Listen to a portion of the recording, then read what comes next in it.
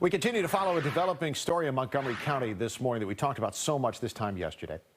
The police sergeant involved in yesterday's crash now in critical condition after a driver allegedly intentionally ran him over. This was on 270 early yesterday morning.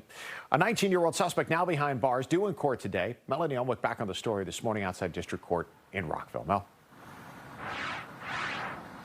Good morning. And that teenager is now facing attempted first-degree murder charges. And we have a few other updates for you. We told you yesterday that 2 people were arrested.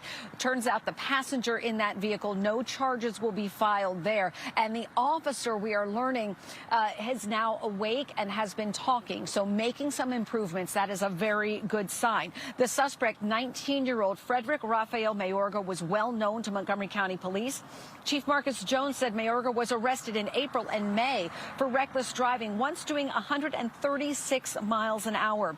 Wednesday morning, Mayorga, driving without a license, was seen racing up and down I-270, and officers were tracking his location.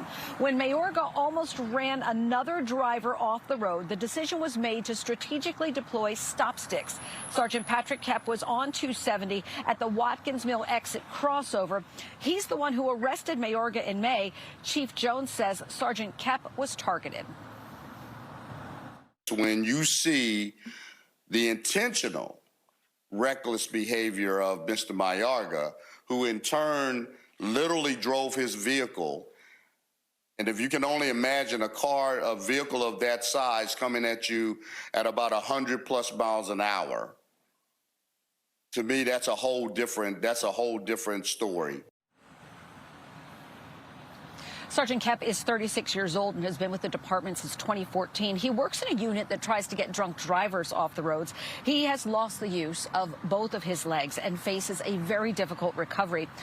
We can tell you that other officers were on the scene. We told you about yesterday when they rushed in and applied a tourniquet there. They used their emergency first aid training literally to save this officer's life. Montgomery County Executive Mark Elrich says the county will do whatever it can to help Sergeant Koepp in his recovery.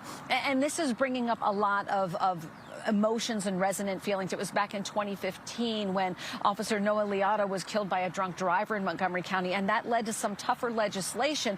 We've heard others calling perhaps for the need for more legislation in this case. And coming up at 9 o'clock, we'll talk with the director of the Washington Regional Alcohol Program about that.